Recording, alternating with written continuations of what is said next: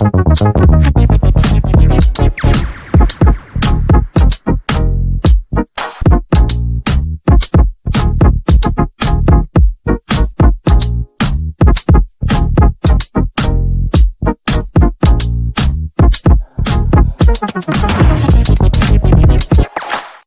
everybody, Russ and the West, and now Copia safe and well. We are heading to the weekend, and we're heading to an England game in a couple of hours' time. Play Denmark, 5 p.m.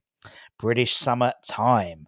Check out the earlier videos we put up today. We had the Rusty Room around it this morning, and in the afternoon we had an interview with Bubbles, Paul Colbert from Hammond United, talking about the concessions issue, season ticket issue, and the what's it called? Petition. But a few stories today, as per usual, for Hammers Headlines in association with the KUMB.com boys. Don't forget to check them out for the latest news, reviews, and opiniones. Let's crack into it. Let's a bit like a band-aid. Let's get the worst one out, in my opinion. So there's been a lot of rumours about our players, not necessarily wanting to leave, but being linked with moves away. Obviously, some are probably less likely than others. The likes of Jared Bowen, wants, in terms of Eddie Howe, wants him 120 million or whatever, and the Saudi Pro League wants Kudus. They want Paqueta apparently, and another one apparently. This is confirmed by Fabrizio Romano that Man United manager Erik ten Hag, he's said to be a really big fan of Edson Alvarez and is firmly on their radar after somewhat of a stellar debut season for the Mexican international. Obviously, he did pick up 11 yellow cards in 31 Premier League games, but it's one of those players, when he's not there, we look like something missing. With Lopetegui's building a new squad with obviously Tim Steiner, Alvarez is someone I think who the gaffer sees as vital to his plans and a real rock. And you look at his sides, particularly his time at Sevilla, and the role Fernando played, who was very much Edson Alvarez-esque in terms of just that man that makes everything tick around him. But apparently, according to Fabrizio Romano, he has been linked in saying that we've been linked to 120 players. He's been linked with a potential move to Man United. Ten Hag obviously was Ajax manager, and he's always had an appreciation for Edson. And Fabrizio on Twitter yesterday said Man United seriously considering bringing another midfielder. Also, sure, in case Casemiro leaves, understand Mexican captain Edson Alvarez is one of the options being discussed internally. He's very appreciated by Ten Hag. A difficult deal as West Ham consider him a key player.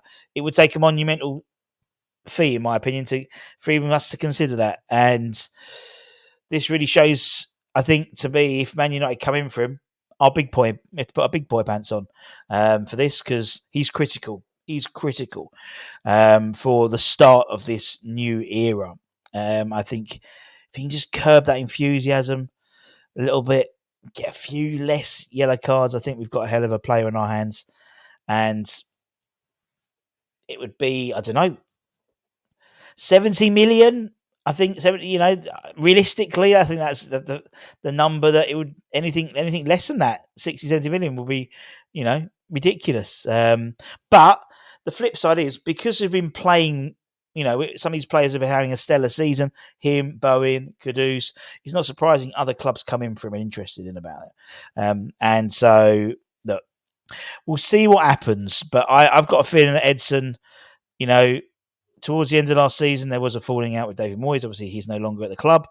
And I think Edson understands the project. He was sold on the project by Steinden. So let's hope that he does. I don't want him to hand in the transfer request or anything like that. The allure of Man United, if we take off our claret glasses, arguably the biggest club commercially in the world, or one of them. But I think there's a hell of a job he can still do at West Ham, and I'd like him to be captain, in all honesty, next season. In my humble opinion, I think we should offer it to him.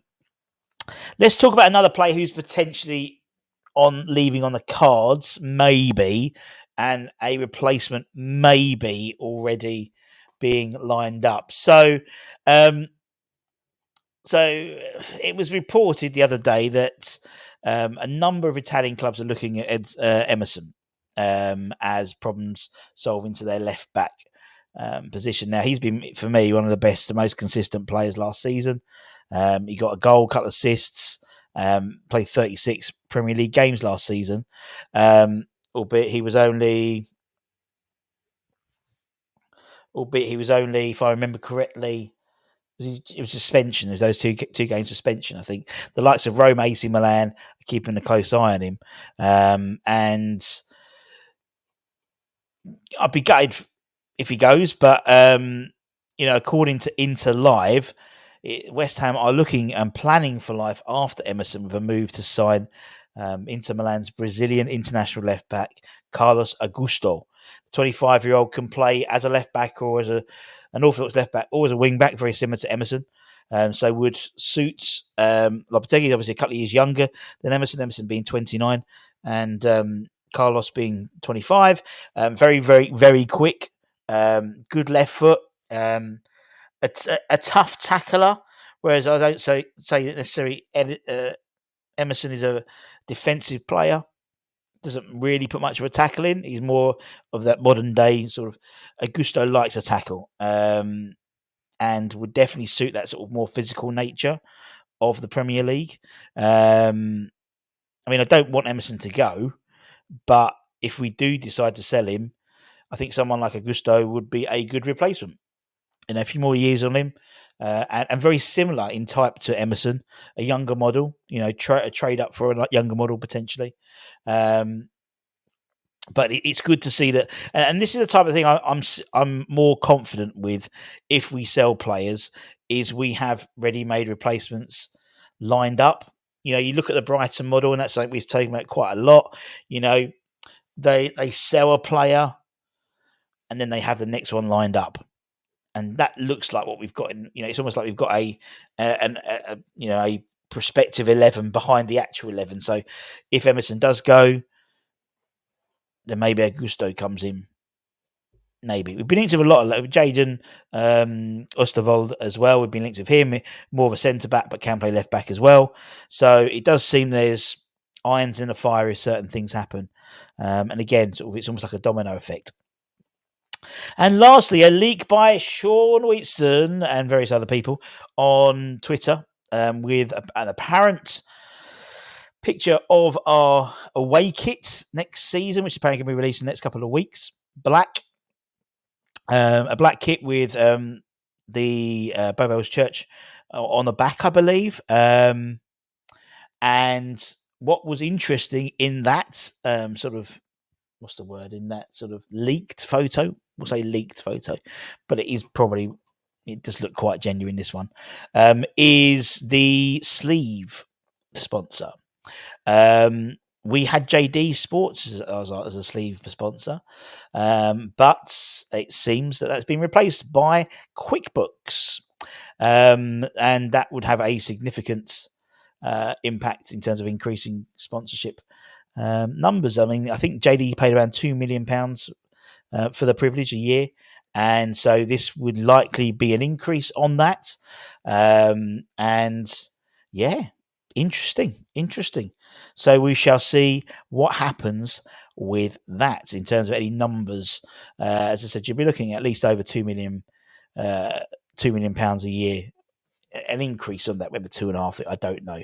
I'm sure that will be revealed shortly. But that was a little nod to a new shirt sleeve sponsor. It's all over the place, isn't it? All these sponsorships. Anyway, and that's it, my friends. Keep an eye on the channel, as I said. All latest news, reviews, and opinions. And don't forget to comment as well. Give it a cheeky like. Don't forget to check out theseareMyBrand.com, boys, as well. A nice little follow. A sponsor, sponsorship. If you want to give us some money, sponsorship, a subscription to the channel as well. We've over 25,000 subscribers now, so looking forward to hopefully hitting that big 30 by the end of the calendar year. Anyway, take care, stay safe, stay warm, stay humble, keep the faith. Come on, you irons, and come on, you 3 lions. Lions!